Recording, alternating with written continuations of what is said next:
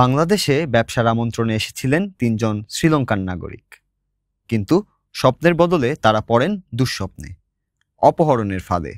বুধবার বাগেরহাট থেকে তাদের উদ্ধার করে পুলিশ। $৫ লাখ মুক্তিপণ চাওয়া হয়েছিল, যা বাংলাদেশি টাকায় প্রায় ২.৫ কোটি টাকা। পুলিশের শ্বাসরুদ্ধকর এক অভিযানে ৪ জন অপহরণকারী ধরা পড়ে। বৃহস্পতিবার বিকেলে খুলনা রেঞ্জ ডিআইজি কার্যালয়ে বিষয়টি জানান ডিআইজি মোহাম্মদ রেজাউল হক। তিনি বলেন, তথ্য প্রযুক্তি ব্যবহারের মাধ্যমে বাগেরহাটের কাজী এমদাদের বাড়ি থেকে ৩ বিদেশিকে উদ্ধার করা হয়।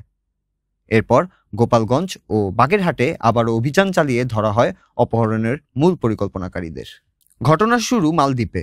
সেখানে মাছের ব্যবসা করতেন শ্রীলঙ্কার মালাভি পাঠিরানা।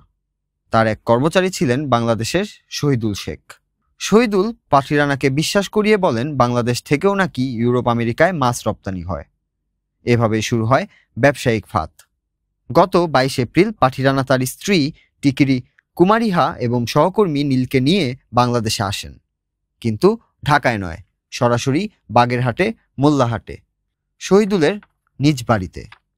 সেখানেই পরিকল্পনা মতো কাজী এমদাদ, শামসুল আলম ও জনি শেখ মিলে তাদের একটি কক্ষে আটকে রাখে। চাওয়া হয় বিশাল অঙ্কের মুক্তিপণ, না দিলে প্রাণনাশের হুমকি। পরিস্থিতি জটিল হয়ে উঠলে বিষয়টি পৌঁছে যায় শ্রীলঙ্কান হাইকমিশনে। তারপর পররাষ্ট্র মন্ত্রণালয় ও পুলিশ হেডকোয়ার্টার হয়ে অবশেষে দ্রুত অভিযানে শেষ হয় অপহরণ নাটক। উদ্ধারের পর পাঠিরানা জানান, তারা বাংলাদেশে ব্যবসার আশায় এসেছিলেন, কিন্তু ভয়ঙ্কর অভিজ্ঞতার শিকার হলেন তারা। তবে পুলিশ দ্রুত উদ্ধার করায় কৃতজ্ঞতা জানান তিনি। ডিআইজি রেজাউল হক জানান, অপহরণের সাথে জড়িতদের বিরুদ্ধে আইনানুগ ব্যবস্থা নেওয়া হয়েছে, এখনও তদন্ত চলছে।